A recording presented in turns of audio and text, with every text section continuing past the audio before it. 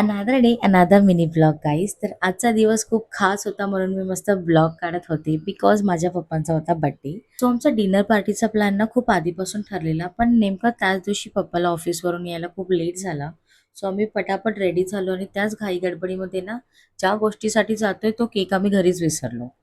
So विचार केला घरी येऊन कट करूयात. तर आम्ही आलो होतो खारघरच्या या पंगत हॉटेलमध्ये. इथला अँबियन्स खरंच खूप छान होता. मस्त एकदम गावासारखी वाइब येत होती. आणि इथे मोस्ट इम्पॉर्टंट तुम्ही आत चप्पल नाही घालून घेऊ शकत, बाहेरच काढायची होती.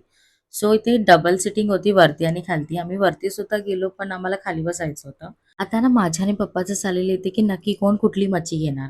पण माझं तर ठरलेलं मी प्रॉन्सच घेणार आहे. सो पप्पांनी ठरवलं की पप्पा घेतील सुरमई. इथे आमची ऑर्डर एक-एक येत होती. तुम्हाला माहिती आहे आम्ही या हॉटेलमध्ये आल्यापासून ना तिसऱ्यांदा जागा बदलतोय. कधी इथे बसतोय, कधी तिथे बसतोय. तर फायनली आमची ऑर्डर आली. आता माझे ना इथे व्हिडिओ काढायचं काही संपतच नव्हतं. सो व्हिडिओ जाऊ देत, पहिला खाऊन घेऊयात. आणि जेन्युइनली मला इथलं जेवण आवडलं. मी असं काही स्पॉन्सर नाही करत आहे, बट खूप रेअर जागी मी जाते, तिथली मला गोष्ट आवडते. त्यातली ही आहे. आणि माझ्याकडून काही गोष्टी पडतील असं होणारच नाही. कपडे माझे घाण होतातच. इथे सोहमसोबत आमचा व्हिडिओ कॉल चालू होता आणि असा आम्ही काही आमचा फॅमिली टाईम एन्जॉय केला. खूप मजा आली.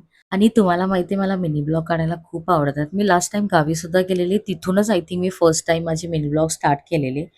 आणि मला रेग्युलर व्हिडिओज काढायचे, पण जे स्पेशल मोमेंट असतात मी ते तुमच्यासोबत शेअर करत असते. माझं ना कशात सुद्धा एन्जॉयमेंट चालूच असतं. रात्री फिरायला मला ना खूप आवडतं. आणि तुम्हाला माहिती आहे पाऊस काहीच नव्हता. जसं कामोठ्यामध्ये आम्ही एंटर केला एवढा पाऊस स्टार्ट झाला.